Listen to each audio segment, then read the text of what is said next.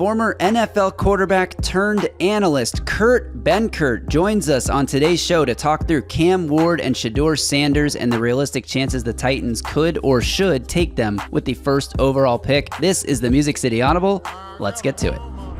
Welcome everyone to another episode of the Music City Audible podcast presented by Broadway Sports Media in partnership with 440 Sports. I'm Justin Graver. With me, as always, Justin Melo. Justin, Kurk Benkert on the show today, singing the sweet music that you know I love to hear, because we talk a lot about Cam Ward and Shedeur Sanders on this episode, but some of the things Kurk has to say about Cam Ward, you know I think our audience will really love to hear. Yeah, this is a really outstanding conversation that we had with Kurk Benkert. As you said, former NFL quarterback, turned entrepreneur, if you will. He's got his hands in a lot of things, but he's got a very successful YouTube page, the Dime Lab that you referred to, breaking down quarterback film. Everything he does there is just outstanding stuff. And he was very gracious with his time as he came on this podcast, his first ever appearance on here, of course, to talk all things Cam Ward, all things Shedeur Sanders, a little bit of Will Levis and the Titans offense and Brian Callahan, the coaching staff and all that. This was really just high level analysis by really someone who could only give it to you by playing quarterback in the NFL. Like, this is just really impressive stuff what Kurt offered us from what he's seen on Cam Ward and Shedeur Sanders on tape. That's right. And before we get to Kurt, let me remind everyone that this podcast is brought to you by Sinkers Beverages in East Nashville and Bluegrass Beverages in Hendersonville. Sinkers Beverages, the premier wine, spirits, and beer store in East Nashville, serving the community since 1985. Their knowledgeable staff is proud to help you with large parties, themed events, or finding something unique for a special occasion. From birthday parties to milestone celebrations to everyday moments, Sinkers can help with the right drink for every occasion. And if you head to the sinkersbeverages.com website or check the link in this podcast description, you can join the In-Crowd. In-Crowd members get access to allocated wines and spirits, exclusive events, early access to barrel releases, and more. Plus, Sinkers Beverages is on Uber Eats. Justin, I'm drinking today to Kurk Benkert talking about Cam Ward. Should we get to it? Yeah, let's bring Kurt on the show. This, again, was just a really, really fun, great conversation with him. You guys are in for a treat. Yes. All right. So without further ado, we are thrilled to be joined for the first time on the Music City Audible by former NFL quarterback and founder of the Dime Lab, Kurk Benkert. Check out his YouTube channel at Kurk Benkert on YouTube. Tons of great breakdowns, film stuff, and study on there. Kurt, thanks for joining us today. How's it going? Life's good, man. Thanks for having me. Glad to be here today. Yeah, we are thrilled to have you to talk these. We're going to talk the top quarterbacks in this 2025 draft class here. And we're going to start with my favorite prospect in the draft, which our listeners are well aware of, Miami quarterback Cam Ward.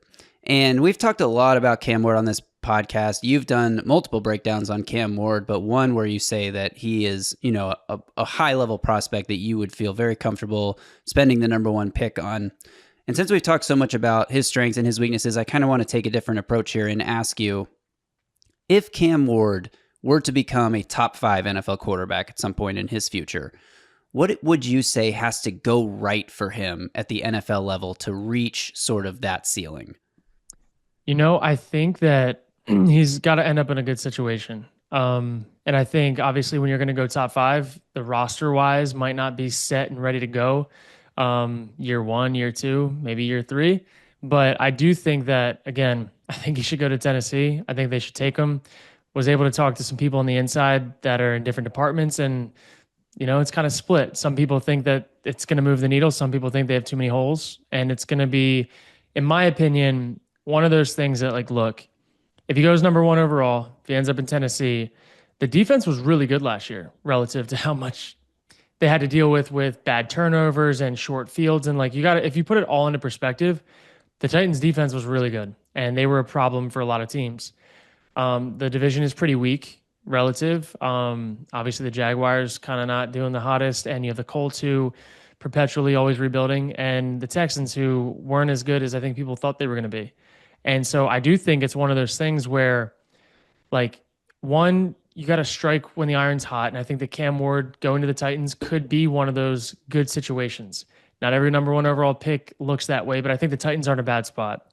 And I think when you're looking at things in the future, can he have a Jayden Daniels type of effect where even if the Commanders didn't make it to the playoffs this year or make a run like they did, DC would have been a free agent hotbed and hot spot for people to go to. That would change the Commanders over the next 2 to 3 years. And I think as the Titans, you've got to be able to lure in free agents. And right now, I'm sorry, but top receivers are not going to want to come play with Will Levis. And if you trade for a quarterback that's an aging vet, you're not going to get that either. And I think that you've got to be a little bit, you got to think ahead a little bit in the future of when we have an okay year next year for the Titans and we have Cam Ward, that's okay. Like growing pains, this, that, and whatever. But we're going to be ready to compete after we retool with another draft, another free agent class. And so I think to answer the original question, how can the Titans build up what Andy Reid and the Chiefs did by always having somebody or something around Patrick Mahomes? Because you look at Patrick Mahomes, he's been to so many Super Bowls already. Obviously they just lost this last one. He has never been able to do it all by himself, and he never will be able to. He's not top 3 most talented, physically gifted quarterbacks in the league. He's a really good quarterback, really high processor, can make plays, but he's not Josh Allen. He's not Lamar Jackson. Doesn't have Jayden Daniels' speed. Like, he doesn't have those things. But I think guys like him couldn't just go to Carolina and make them a winning football team. They need guys around them, and they need good coaching. And from the looks of it, like, I actually thought the Titans coaching staff did a pretty solid job last year. They couldn't control the fact that Will Levis gave the ball to the other team in a bunch of weird ways all year long. Like, it just, you know what I mean? If you take those away, there's a handful of wins that swing without a doubt, because you guys dominated games and against good teams quite often. It's just like you knew it was coming. And I think that is what it's going to take for Cam Ward to be a top 5 quarterback in the league, assuming he goes to the Titans. Can they build around him? And I'm just saying, like, Nashville is a destination spot already. People want to go there. People want to have their cup of coffee in Nashville because it's a great place to live. Now, can you have your cup of coffee there that's a little bit longer with a team that's like built to win and with free agents that are going to move the needle? You've got to have a guy like Cam Ward. Just like CJ Stroud. Like, how many people went to Houston? Nobody's trying to, like, dying to go to Houston until CJ Stroud showed up there. And they got signings that they never would have gotten. And I think Cam Ward is going to have that exact same effect to where, okay, like, Nashville's a great place to live, no state income tax, that matters. And then you have a quarterback that you want to play with, both offensively and defensively. So that's what it's going to take. Yeah, no doubt about that, Kurt. I'm curious, similar question for Shedeur Sanders. What do you think's got to go right for him? I've seen your the tape cut-ups. I don't think you're quite as high on him as you are on Cam. So give us a little of that and what you think maybe has to go right for him to reach his ceiling. Yeah, I'll be very honest. At the beginning of the season, I watched old film from Shedeur, and I thought that he had the potential to be the best quarterback in the draft. That was all under the assumption that he would take that next step this past season. And the next step wasn't like a little bit better stats, or like, it was like the next wow. Like, what can he do on tape that wows me? And there's nothing really that wowed me. He stood in there and took hits, but he didn't have that like escapability or the arm angle changes or like the perfect ball placement consistently that Cam Ward had that makes it, oh, wow, this dude's built to shrug off tackles. He can change his arm angle. He's kind of cocky with his arm. Like, Cam Ward's really cocky with his arm. He thinks he can make every throw, and he can. So, like, rightfully so, where I never really saw that out of Shedeur. So I think, like, a guy like Shedeur, for me, I kind of look at him like as a Geno Smith kind of guy. And I thought that he had the ability to be a wow guy, but he just isn't in my mind. And I don't think you can take a guy like him, and this is not to like disparage him, not to take away his draft stock, whatever. But if I'm a GM, if I have a top 10 pick, I'm only taking a quarterback if I think he has some sort of X factor that elevates him past other guys of his similar build. And there's such a massive opportunity cost with taking a quarterback in the top 10 where you're not getting an edge rusher that's going to change your entire franchise. You're not getting an offensive lineman that's going to be an anchor for the next 5 to 10 years, or you're not getting a receiver that's going to be the next Jamar Chase. Like, those are opportunity costs. And year in and year out, teams reach for quarterbacks that don't have it or an extra wow. And you look at last year, like, Jayden Daniels has it. I think that Caleb Williams could have it, but I wouldn't have taken him number 1 overall. I was very blatant about that last year. And then you look at guys like Drake May, and I think Drake May, they took him because he has the size and maybe he can develop into something. But when you look at it, like, there's such a massive opportunity cost of who you're not getting. And I don't think that teams now can risk not getting a guy that's going to have an immediate impact as a rookie. So that's kind of where I see it. And I'm curious to compare their accuracy because the general consensus is, oh, Shedeur is the more accurate quarterback. When I watched Cam on tape, I find him to be quite accurate. I think he's more accurate than he gets credit for, at least generally speaking. The one thing that I think sometimes gets him in trouble, and of course, curious to pick your brain as someone who's played the position at the highest level, I find when his bottom half and his top half aren't in sync, that's when, if he gets a little sloppy with his mechanics, that's where the accuracy starts to wane a little bit. But when he's got everything going the way it should be, I find he's incredibly accurate. So how would you compare the two? And did you see that as well? Or am I an idiot? No, you're not an idiot. To be honest, I think that people, especially when it comes to college film, have zero context for talking about accuracy. They look at a number, they look at completion percentage, and then they make a statement. I actually did a video last week of my college. I went down and I broke down my college combine or my NFL combine from 2018. The NFL sent me footage to make a video about. And that's great. Then I went back and I looked at some of what people said about me as a passer. And they said that terrible completion percentage, like struggles to hit passes inside the hash marks, like in the middle of the field. And then also hurt by an incessive, I think was the word, incessant, maybe that's the word, amount of drops, like astronomical. And I'm like, how are you going to say that I'm inaccurate because I have a low completion percentage, but then say that I was hurt by just an abnormal amount of drops, all in one sentence? And I think that people just like to make these blanket statements about guys. Oh, his completion percentage is lower. He struggles on these throws. He's just not accurate.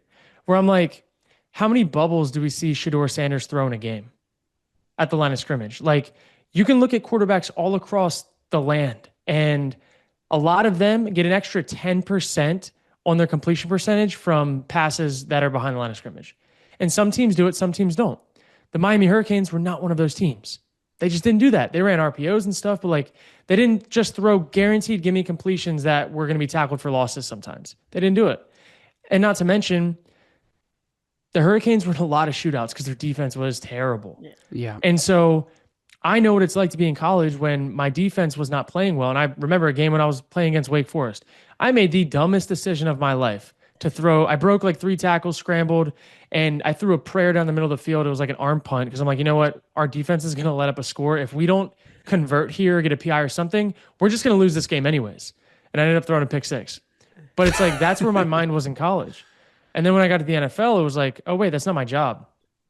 Like, my job's not to be the defense or to remove the defense out of the equation. Like, the defense's job is to do their job, and I can't help it. And that's one of the things that playing under Matt Ryan actually like helped me a little bit because I was a gunslinger. Like, I'm going to go find a way to win this game.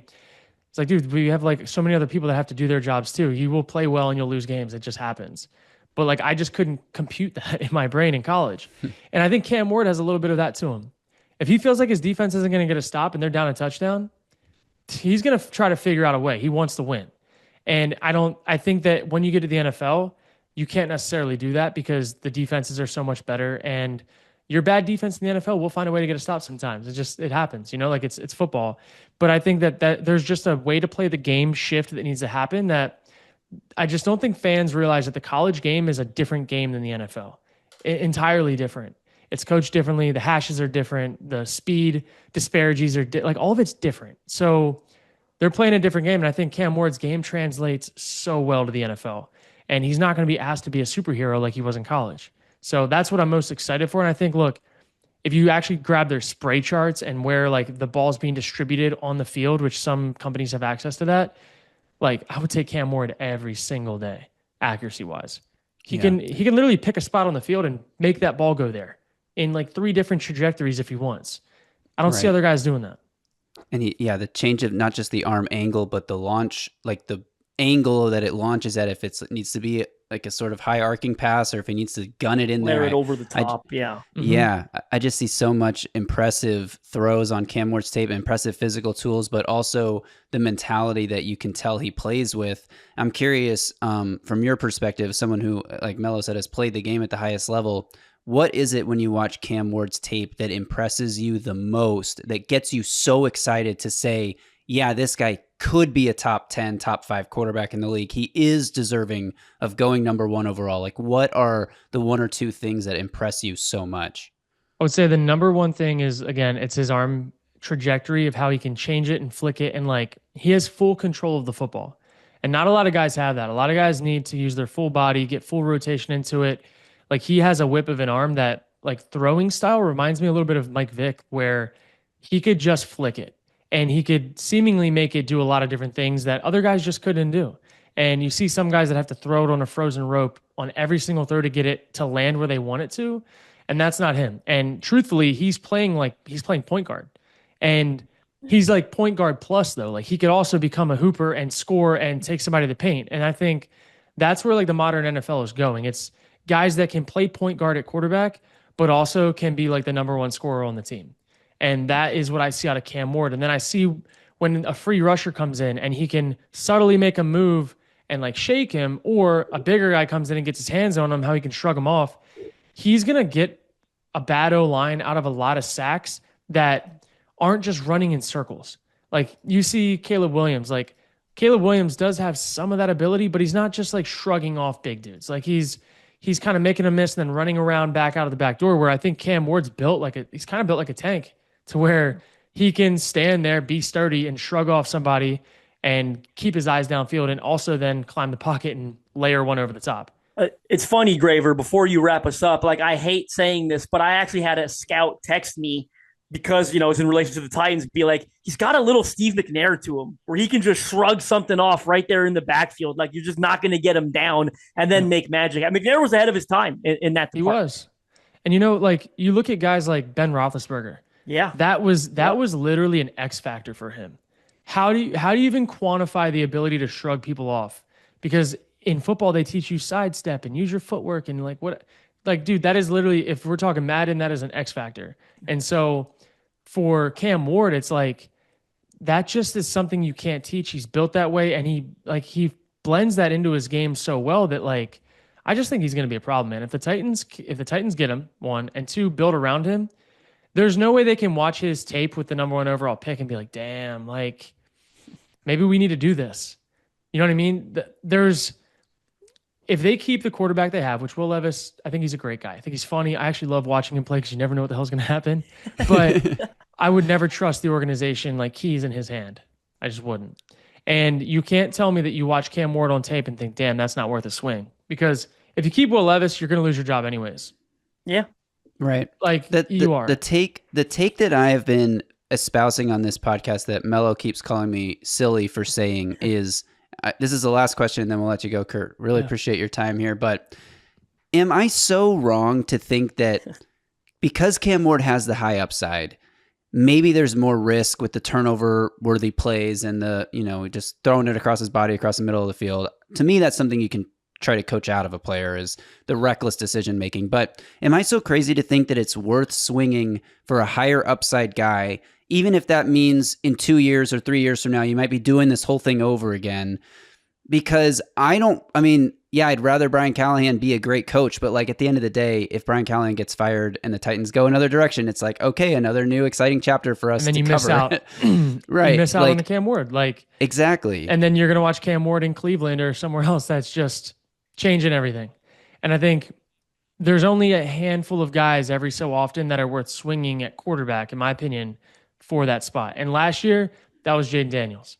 In my opinion, if I was the Bears, I would have traded out of that number one overall pick, gotten a haul, kept Justin Fields, and just like played gritty football. That's what I would have done. And I think looking back in hindsight, there's some warrant to that. Not to say that Caleb Williams won't be tremendous, but I think from Justin Fields to Caleb Williams wasn't that big of a jump to not grab the haul. To where right now, though, Cam Ward, from Will Levis to Cam Ward, it's worth everything. And so I don't say it lightly that I just don't think that every year you get a quarterback that's truly worth these number one overall picks. But this year, I think there's one. And I wasn't even sure of it before I started watching the film. And the more, like, I could go watch Cam Ward right now and get super excited because it's same. You could turn on any game of his and be like, damn, like, we hope. And you got to think, a couple of years ago, Bryce Young went number one overall. And they were willing to freaking give away everything for him. And Cam Ward is head and shoulders way better coming out, in my opinion, than what Bryce Young was. And it's not just like that Bryce won a national championship or did whatever. It's Cam Ward, like his floor of what he can be in the NFL is higher than Bryce Young's, but also, man, how good could he be? He could be one of the best quarterbacks in the NFL if everything goes well. If Patrick Mahomes went to another team, he would not even be in this conversation of best quarterback in the league because you never would have been able to uncover it with a bad organization. Right. Yeah. Now, Cam Ward, if everything lines up, we could be looking back 5 years from now being like, damn, remember that podcast we did with Kurt and like could be the best in the league. Like he's one of those guys. And I talked about Jayden Daniels the same way last year where I'm like, no, guys, like, look, if things line up, which the Commanders needed to have receivers come in. They had Olamide Zaccheaus, who was a huge free agent pickup, actually like helped their offense a lot. They had Brown pick up at the end of the year. Austin Eckler was a crazy good grab. Cliff Kingsbury ran the offense really well. And then their defense stood up. Like everything went well for Jayden Daniels. And that's why he is where he is right now, besides being ready for the moment. But there's a lot of things that have to fall in place for Cam Ward. But being in the AFC South in a destination location for free agents with a coach that has a good background on West Coast schemes, like I think he can modern and like pro stylify Cam Ward a little bit to clean up the things that are a little crazy to let him just kind of be his own version of Pat Mahomes. He's the first guy that I've seen coming out that I think truly should be comped to Pat Mahomes, but has more upside physically. That's my honest assessment. That's the pound the table argument for him. Kurt, thank you so much for your time today. We really appreciate it. You made Justin's week when you said he's not an idiot, so that'll carry him through the work. So, all right. Thanks again, Kurt. There he goes. Kurk Benkert. Thanks again to him for his time. That was awesome. From my perspective, Justin, that was the best thing that we could have gotten on this podcast because, as you know, my whole goal this draft season is to convince Titans fans why they should be as excited as I am about the possibility of drafting Cam Ward. That was phenomenal. That really was phenomenal. Kurt, I mean, some people might roll their eyes. When they say, he played the position at the highest level. The guy played quarterback in the NFL. That is the highest level. Okay. So really, really impressive stuff from him. And the knowledge, the IQ, everyone who's ever played quarterback in the NFL, for the most part, is really friggin' smart when it comes to playing quarterback in the NFL. So really, really valuable insight there from Kurk Benkert. Yeah, and if you want more on his thoughts on Cam Ward, I will drop his Cam Ward film breakdown link in the description of this podcast so you guys can go check that out. I highly recommend it if you are in any way hesitant about, like if you feel hesitant about Cam Ward, or if you just want more from what you heard there from Kurt, I would say check that video out because it's really good stuff. All right, any final thoughts, Justin? Should we wrap this thing up? No, I think we've given you guys some bangers lately, like the episode that just dropped earlier this week with Sam about Shedeur Sanders, focused one. I think you guys have been loving. That was a lot of fun. And now we're hitting you with this one. I think this is a bit of a surprise for you guys. Kurk Benkert, first time ever on here. He's got a huge audience, both on YouTube, on Twitter, all that stuff. Former NFL quarterback comes on and gives us the gospel, some hot takes in his analysis about both Cam Ward, Shedeur, and other quarterbacks, Caleb Williams, Bryce Young, Patrick Mahomes. But really, really good stuff there on Cam Ward and Sanders. Just a lot of what he said about Sanders, to be honest with you, I think is the majority of what I agreed with. So he didn't call it this, but I think it was the physical shortcomings he was referring to that I was trying to drive home on the podcast with Sam, right? The stuff that just doesn't wow you on tape. And it worries me when you're projecting on to the next level because everything gets harder. The windows get smaller. The guys get bigger and faster. So some really good stuff there on Shedeur. And I agree with some of the stuff on Cam, I guess. And that's honestly, that is my hang up with drafting Shedeur Sanders number 1 overall. Like, look, if you trade back to 6 or 7 and Sanders is slipping to you there and you've got a haul of picks to sort of offset the cost of taking that player, I'm a lot more like on board for doing it that way, just because I do think what Kurt said is exactly the way I feel, that without that wow factor, like, yeah, he might still be a very solid NFL quarterback, but without that wow factor, sort of the conversation we had with Sam, Sam's opinion was you shouldn't be chasing the wow factor because that's how you end up with an Anthony Richardson. And to some degree, that is true at times, but I also think if you don't chase that wow factor, you're always wondering what your team, what your roster could look like with one of the elites, with one of the Lamar, Josh Allen, Patrick Mahomes, even a Jayden Daniels based on what we saw in his rookie season. So that is ultimately what pushes me so far on board the Cam Ward train that I'm conducting the bus at this point, is that he has that wow factor and that ability to be a top 5 quarterback, I think. So there you go. Justin, that'll do it for this one. I think we'll be back next week with more stuff, maybe some combine takeaways, or maybe it's time to, eventually we're going to have to get into free agent options for the Titans here. Free agency now just under 2 weeks away. So we're closing in. So I think we should start talking about realistic options the Titans could be targeting in free agency. And yeah, so we'll probably drop that, I don't know, next Tuesday or something. Maybe we'll have some combine reactions at the top if anything crazy interesting happens over the weekend. But that'll do it for this one. Make sure you are subscribed to the podcast. Give this video a thumbs up, like, and drop a comment below. Do you agree with Kurt? Do you disagree with Kurt? If so, let us know why. And we'll see you next time. Until then, y'all stay safe out there. And tighten up.